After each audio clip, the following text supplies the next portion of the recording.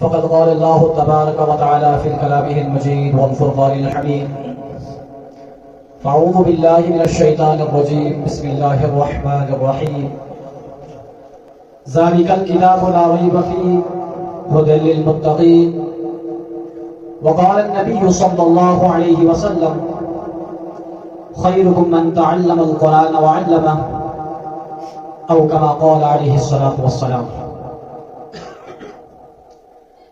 ابھی میں طفل مکتب ہوں نواعظ ہوں مولانا، ابھی میں طفل مکتب ہوں نواعظ ہوں نفل مولانا، صدائے دل میں گونجتی ہے سنا دوں حق کا پروانہ.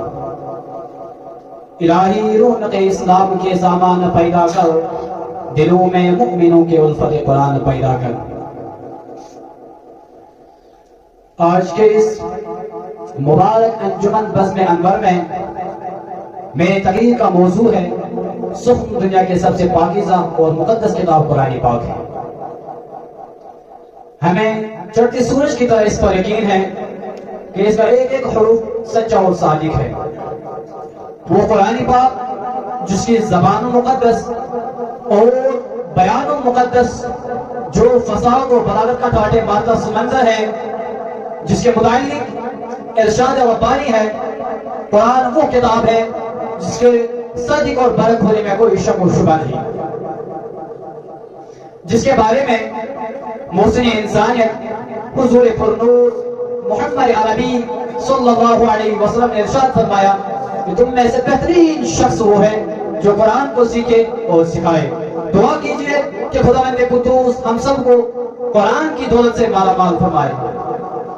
میرے نوجوان دوستوں، قرآن پاک رب ذوالجلال کی طرف سے عطا کردہ وہ حسین تحفہ ہے جس نے 23 برس پورے قلیل مدت میں پورے عالم میں وہ برپا انقلاب کیا تاکہ بڑے سے بڑے فصحا بلاغا ادبا حیران رہ گئے، جس کے آیتوں کو سن کر پتہ دل بھی موم ہو گئے.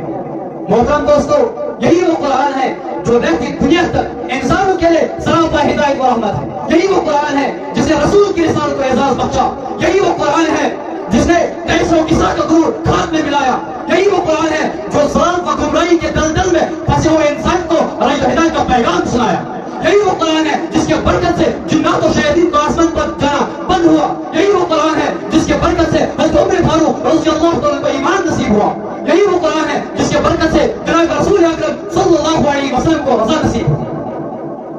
مگر افسوس اور افسوس، آج کے اس نازک دور میں حافظ کلام پاک کو فضول سمجھا جاتا ہے.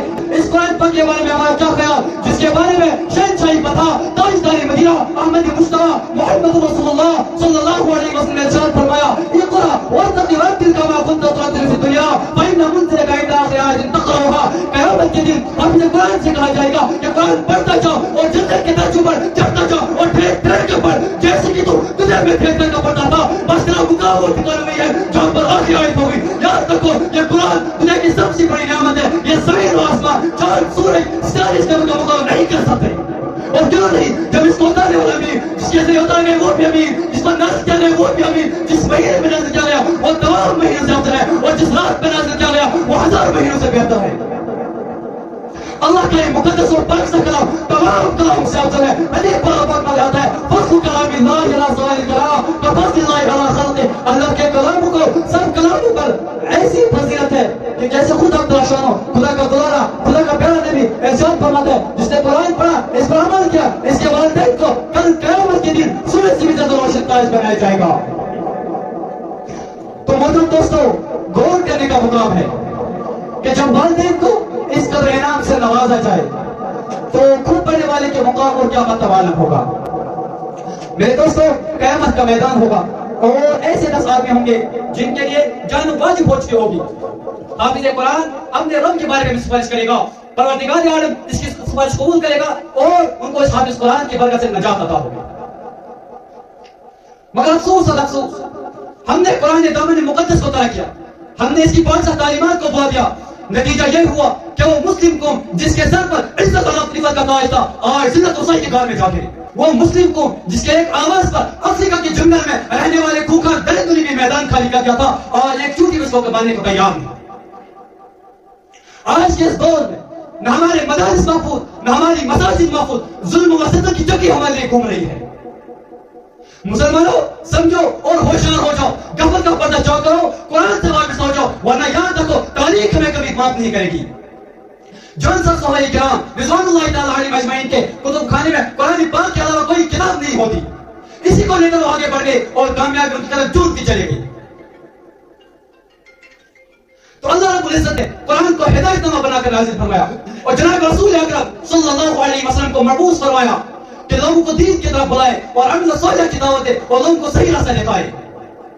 صحابہ کرام رضوان اللہ تعالیٰ علیہ مجمعین نے آپ کی بات کو تسلیم کیا اور اس پر ہدایت عمل کرنے چلے گئے۔ اللہ تبارک و تعالیٰ نے ان کے ساتھ نصرت و آسانی کو شامل کیا۔